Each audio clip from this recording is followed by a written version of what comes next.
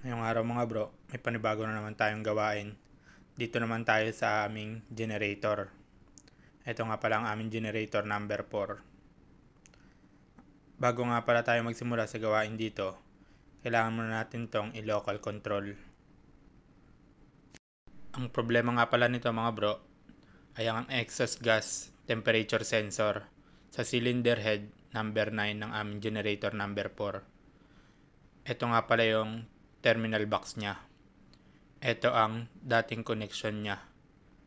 Nakakonect ang signal sa dalawang kulay pula.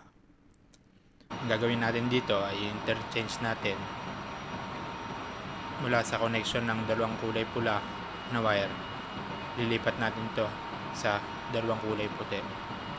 Dahil ang sensor na ito ay dalawang PT1000.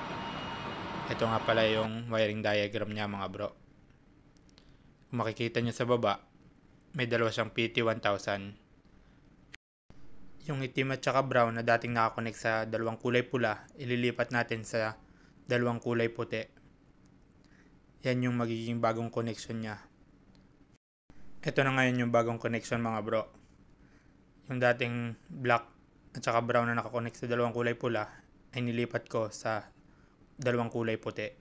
Matapos kong ang pagpalitan ng connection sa terminal box, ay kailangan na natin i-reset sa local control panel ang alarma nito. At mapapansin natin dito na mawawala ang alarma. At i-check natin ang cylinder head number 9 exhaust gas temperature sensor. Kung mapapansin nyo, okay na siya at wala na siyang X. Matapos natin magawa ang dapat natin gawin, ay balik natin ang control sa remote. Matapos natin magawa ang problema sa generator number 4 mga bro, dito naman tayo sa generator number 2. Kailangan lang din natin tong i-local control bago tayo gumawa dito. Magtetest nga pala tayo dito ng fuel oil leakage alarm. Ito nga pala yung sensor nya. Meron itong float sensor mga bro sa loob nito, kaya ako to binuksan. Ang gagawin natin dyan ay tutusukin natin yung float para umangat, para mag-contact ang sensor. Gaya nito mga bro. Pinasukan ko siya ng flat screw at inangat ko siya. Dahil lang kayo ng konting saglit dahil may timing delay ito. Kasi maririnig ang alarm.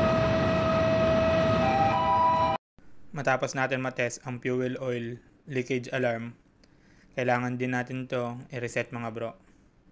Gaya nito. Ganito lang ang pag-reset niyan mga bro. Kailangan nyo lang pumunta sa alarm list.